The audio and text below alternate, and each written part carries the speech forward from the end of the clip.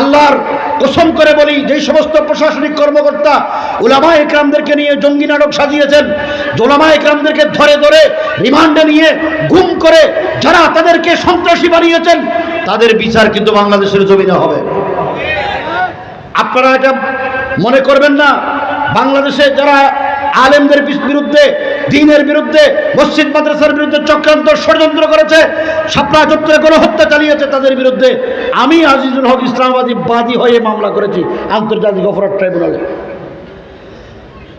আমাদেরকে যেভাবে নির্যাতন করেছে, আমরা অন্যায়ভাবে কাউকে নির্যাতন করার জন্য বলবো না, কিন্তু কোনো অপরাধীকে বিচার না করে এমনি ছেড়ে দেওয়া হবে না।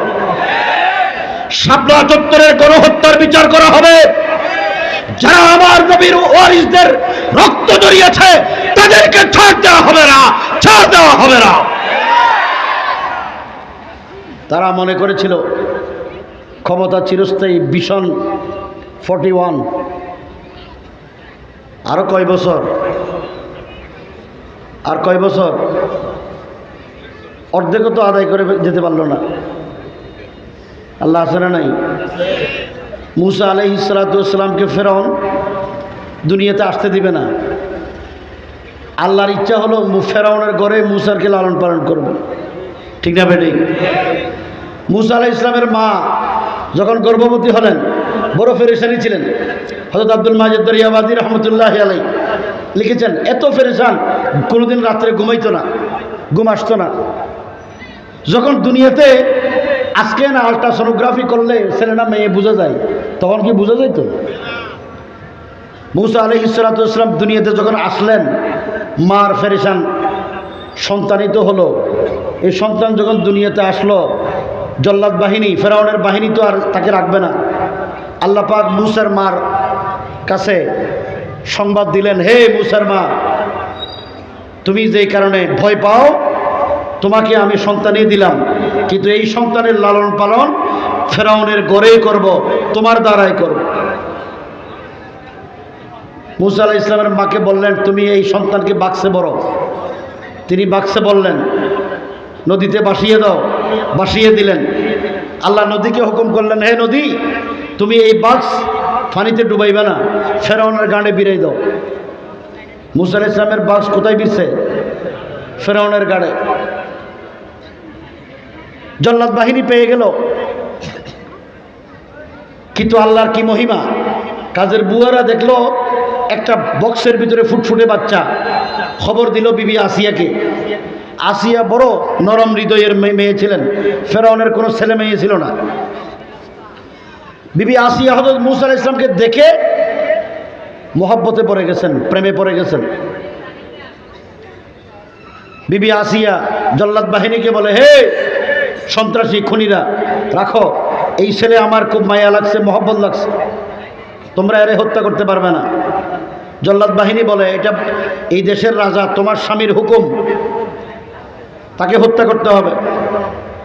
বিবি আসিয়া বলে, তোমরা যার হুকুম মানো সে তো আমার স্বামী, আমি যদি তার থেকে অনুমতি নিতে পারি।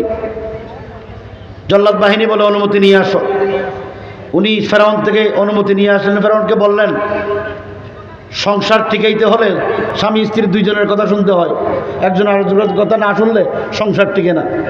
সারা জীবন তোমার কথা শুনছি, একটা ছেলে বক্সে পাওয়া গেছে আমাদের গাড়ে, আমার খুব মহব্বত লাগছে, মায়া লাগে, তুমি আমাকে এই ছেলেকে লালন পালন করার অনুমতি দাও। ফেরাউন বলে, হে আমার দুশমন হবে।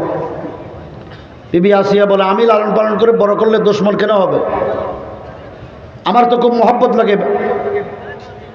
ফেরাউন বলে, তোমার মহব্বত লাগলেও আমার লাগে না, তারপরেও যেহেতু তুমি আমার স্ত্রী, সংসার টিকাইতে হলে তোমার কথা মানতে হবে, যাও, তোমারও অনুমতি দিলাম। রাখে আল্লাহ, মারে কে? কার ঘরে? কথা কন না, ফেরাউনের ঘরে। ফেরাউন মুসা আলাইহিস সালাম যখন দ্বীনের দাওয়াত দিতে লাগলেন, ফেরাউনের সহ্য হলো না। ফেরাউন মুসাকে শেষ করে দিবে। মুসা আলাইহিস সালাম তার কওমদেরকে নিয়ে দেশ ছেড়ে চলে যাবেন। নদীর পাড়ে আসলেন। আসার পরে মুসা আলাইহিস সালামের কওমরা তো আমাদের মতো ছিল, ঈমান দুর্বল। তারা বলে, হে মুসা, সামনে তো নদী, নদীতে যদি ঝাঁপ দেয় তাহলে মরব। পিছনের দিকে তাকাই দেখে ফেরাউনের বাহিনী। পিছনে গেলেও আমরা মরব, সামনে গেলে নদীতে পানিতে ডুবে মরব, পিছনে গেলে ফেরাউনের বাহিনীর হাতে মরব। মুসা আলাইহিস সালাম বলে যে এই কওমকে নিয়ে আমি কোথায় যাব? এত দাওয়াত দিলাম, তাদের ঈমানকে মজবুত করার চেষ্টা করলাম। মুসা আলাইহিস সালাম বলে ইন্নাল হায়াত ওয়াল মামাত লিল্লাহি রাব্বিল আলামিন, আমাদের হায়াত মতের মালিক কে? আরো জোরে করে কোন কে? হায়াত মতের মালিক যদি আল্লাহ হয়, এই কথা তোমাদেরকে সারা জীবন বুঝাইলাম, তাহলে নদীও আমাদেরকে মারতে পারবে না, ফেরাউনের বাহিনীও মারতে পারবে না। বলেন, আমরা যখন জেলে গেছিলাম এদেশের ওলামা ইকরাম অনেকে মুখে তালা লাগাই দিচ্ছে। অনেক সাধারণ মানুষ, বড় মুজাহিদ দিনদার মানুষ সাহস করে কথা বলে নাই, ঠিক না বেঠিক? অনেক আলেমরা স্বরাষ্ট্রমন্ত্রীর দ্বারে দ্বারে গিয়ে ধর্ণা দিচ্ছে। মুসা আলাইহিস সালামের কওমরা এটা কাজ তো করে নাই। হায়াত মতের মালিক কে? তো আল্লাহ যদি আমাদের হায়াত মতের মালিক হয়, দুনিয়াতে কেউ মারতে পারবে? আমি আমার কথা বলি, দুইবার, একবার জেলখানায়, একবার রিমান্ডে আমি মনে করেছি দুনিয়া থেকে বিদায় নিয়ে গেছে। ওর ছিল না, বেহুশ হয়ে গিয়েছিলাম। আল্লাহ বাঁচাইছেনি। উলামায়ে ইকরামের কাজ হলো আল্লাহর উপর পূর্ণ আস্থা ও বিশ্বাস রাখা, ঠিক না বেঠিক? আল্লাহ তাবারক ওয়া তাআলা যদি আমাদেরকে হায়াত দেন, পৃথিবীতে কোনো শক্তি নাই আমাদের উপরে কোনো ধরনের স্টিম রোলার চালানোর, কথা ঠিক না বেঠিক? এখন আমরা দুর্বল হয়ে গেছি মুসা আলাইহিস সালামের কওমদের মতো। তারা বলে ইন্না লামুদরাকুন, আমরা তো ধরা খাইলাম। মুসা আলাইহিস সালামকে আল্লাহ বলে তোমার হাতে এটা কি? লাঠি। ফজরিব বিআসাকাল বাহর, তোমার এই লাঠি নদীতে মারো। মুসা আলাইহিস সালাম মারলেন, রাস্তা হয়ে গেছে, ঠিক না বেঠিক? উলামা ইকরাম জেলখানায় চোখের পানি ফেলেছেন, জিকির করেছেন, দোয়া করেছেন। এই দোয়ার বরকতে আল্লাহ পাক এই দেশের লেডি ফেরাউনকে দেশ থেকে মুক্ত করেছেন। বড় আশ্চর্যের কথা হলো, মুসলমানরা তো মুসলমানদের কাছে যায়, তিনি কিন্তু কোনো মুসলমানের যাতে যেতে পারেন নাই। বাবুর কাছে গেছেন, দাদা বাবুদের কাছে গেছেন, ওখানে বসে বসে ষড়যন্ত্র করেন। কোন ষড়যন্ত্রে দেশে কাজ হবে না। নমরুদ ইব্রাহিম আলাইহিস সালাতু ওয়াস সালামকে দুনিয়া থেকে শেষ করে দিবেন। নমরুদ আছে? নমরুদের কোনো বাহিনী আছে? ফেরাউন মুসা আলাইহিস সালামকে শেষ করবেন, ফেরাউনের বাহিনী আছে? আবু লাহাব, আবু জেহেল আল্লাহর নবীর দ্বীনের দাওয়াতে বিরোধিতা করেছেন, নবীকে শেষ করে দিবেন। গামছা ফেঁসিয়ে রসুলকে মেরে ফেলতে চেয়েছিলেন, রসুলের শরীর মোবারকে পাথর নিক্ষেপ করতেন। আবু লাহাব, আবু জেহেলকে দুনিয়াতে আছে? বিচার করল কে? এই জন্য বলবো, হে যুবক ভাইয়েরা, রাজনীতির বিদরা, কর্মী ভাইয়েরা, আল্লাহকে স্মরণ করো, আল্লাহকে ভয় করো। যদি তোমাদের ভিতরে আল্লাহর ভয় না থাকে, ফেরাউন নমরুদের যেই পরিণতি, আবু লাহাব, আবু জেহেলের পরিণতি, এই বর্তমান প্রজন্মের লেডি ফেরাউনের যে পরিণতি, ভবিষ্যতেও তোমাদের সেই পরিণতি হবে। আলেমদেরকে ভয় করো, মুসলিমদেরকে ভয় করো। ইত্তাকি দাওয়াতুল মাজলুম, মজলুমদের বদদুয়াকে ভয় করো। যদি ভয় না করো, মজলুমদের কোনো হাতিয়ারের দরকার নাই, কোনো হাতিয়ারের দরকার হয় না। শেষ রাতে তাহাজ্জুদের সময় 2 চোখের পানি তোমাদের পতনের জন্য যথেষ্ট হবে।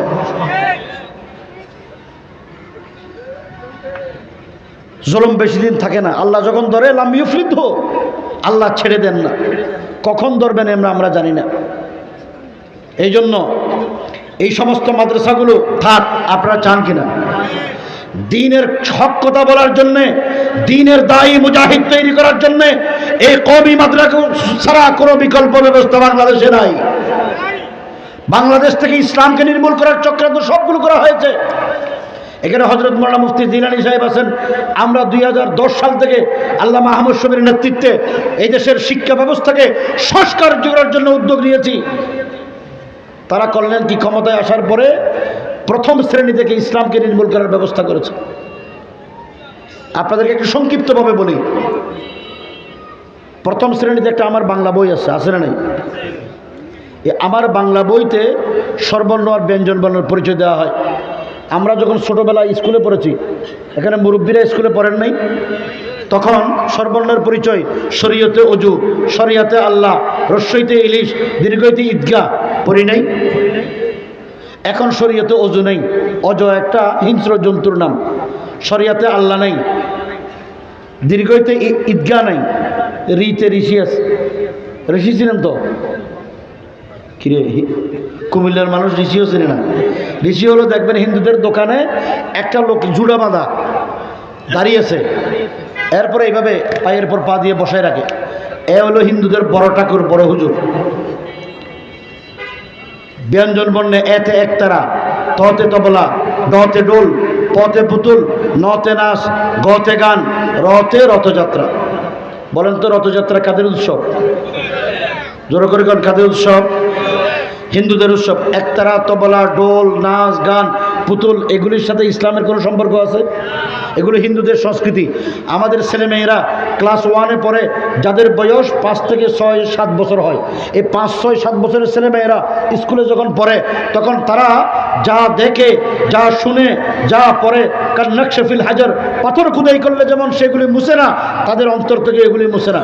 আমাদের ছেলেমেয়েদেরকে প্রথম শ্রেণী থেকে হিন্দুত্ববাদী সংস্কৃতি, হিন্দুদের ধর্মীয় উৎসব, হিন্দুদের গুরুদেরকে চিনানো হলো, কিন্তু আমার আল্লাহ, আমার ঈদগাহ, আমার মসজিদ চিনানো হলো না। কথা ঠিক না বেঠিক? এটা কেন করলেন?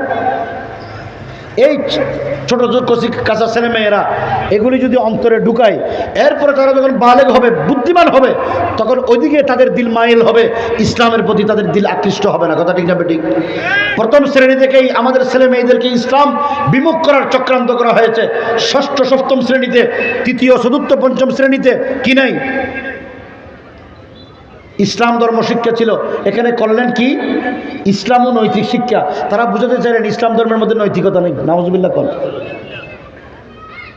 এই যে শিক্ষা ব্যবস্থা নিয়ে চক্রান্ত, উলামায়ে কেরাম যদি এর মোকাবেলা না করতেন, আজকে বাংলাদেশে ইসলামের নাম নেওয়ার মতো লোক থাকত না।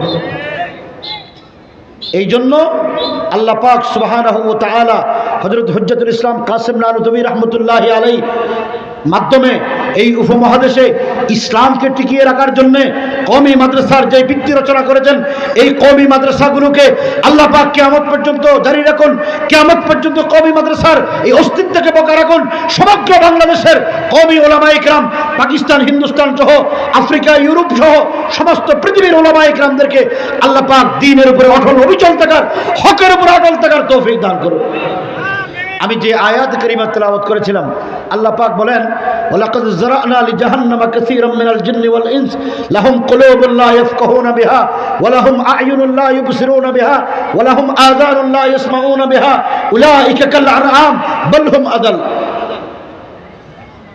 আল্লাহ পাক বলেন, আমি অধিকাংশ জিন ও মানুষদের জন্য জাহান্নাম তৈরি করে রেখেছি। কাদের জন্য? লাহুম কুলুবুন লা ইয়াফকাহুনা বিহা, যাদেরকে আমি জ্ঞান দিয়েছি, বুদ্ধি দিয়েছি। এই জ্ঞান এবং বুদ্ধিমান লোকগুলো আমার দেয়া জ্ঞান এবং বুদ্ধি দিয়ে আমার সৃষ্টিতত্ত্বের উপরে, আমি যে স্রষ্টা তার উপরে গবেষণা করেন। ওয়ালাহুম আ'য়ুনুন লা ইউবসিরুনা বিহা, ওই সমস্ত মানুষ জাহান্নামী যাদেরকে আমি চক্ষু দিলাম, এই চোখ দিয়ে আমি আল্লাহর সৃষ্টি কুদরতের উপরে তাদের কোনো দৃষ্টি দেয় না, তারা কোনো গবেষণা করে না। ওয়ালাহুম আযানুন লা ইয়াসমাউনা বিহা, ওই সমস্ত মানুষ জাহান্নামী যারা আমি রব্বুল আলামিন তাদেরকে দুইটা কান দিয়েছি, আমার দেয়া কানে আমার কোরআনের তেলাওয়াত শুনে না, জিকির শুনে না, তারা শুনে গান। আছে না নাই? এরপরে আল্লাহ বলেন, উলাইকা কাল আনআম, এরা হলো চতুষ্পদ জন্তুর মতো। এরপরে বলেন, বাল হুম আদাল, চতুষ্পদ জন্তুর চাইতে নিকৃষ্ট। সময় কম, এই জন্য ব্যাখ্যায় গেলাম না। আল্লাহ পাক কেন বললেন, একটা উদাহরণ দিয়ে শেষ করি। তাফসীর ইবনে কাসীরের মধ্যে একটা উদাহরণ আছে। আপনাদের এলাকায় গরু আসেনি? গরু বলেন তো, গরু যদি এই আপনাদের এলাকার চেয়ারম্যান সাহেব বা এমপি সাহেবের গরু আরেকজনের আব্দুর রহমানের ধান খেয়ে ফেলে, গরুর কোনো বিচার হবে? কিন্তু চেয়ারম্যান যদি আব্দুর রহমানের ধান, পাকা ধান কেটার বাহিনী দিয়ে কেটে নিয়ে আসে, দুনিয়াতে বিচার হবে কিনা? একজনের ধান আরেকজন বিনা কারণে কেটে নিয়ে আসা অন্যায়ভাবে, এটা দণ্ডনীয় অপরাধ নয়। কিন্তু গরু খাইলে কোনো অপরাধ হবে? কারণ গরু বুঝে খাইছে না না বুঝে খাইছে? আর চেয়ারম্যান যে আরেকজনের দল কেটে নিয়ে আসছে, বুঝে নিয়ে আসছে না বুঝে নিয়ে আসছে? বুঝে নিয়ে আসার কারণে শাস্তি যে হবে সেটা জানার কারণে, বুদ্ধিওয়ালা হওয়ার কারণে, আর গরু বুদ্ধি না থাকার কারণে, না বুঝে হওয়ার কারণে গরুর কোনো বিচার হবে না, চেয়ারম্যানের বিচার হবে। সেই জন্য আল্লাহ বলেন এই লোকগুলো গরুর চাইতেও, চতুষ্পদ জন্তুর চাইতেও নিকৃষ্ট। কথা ঠিক না বেঠিক? যারা কোরআন, আল্লাহর বিধান, যারা আল্লাহর সৃষ্টি, সেই সৃষ্টিকে যারা অস্বীকার করে, নিজেদের তৈরি মতবাদে যারা দেশ পরিচালনা করে, আল্লাহর বিধানকে যারা অস্বীকার করে, তারা গরুর চাইতেও নিকৃষ্ট। কথা ঠিক না বেঠিক? আল্লাহ রাব্বুল আলামিন আমাদেরকে আল্লাহর বিধান মতো জীবন যাপন করার, রাষ্ট্র পরিচালনা করার তৌফিক দান করুন। আমিন।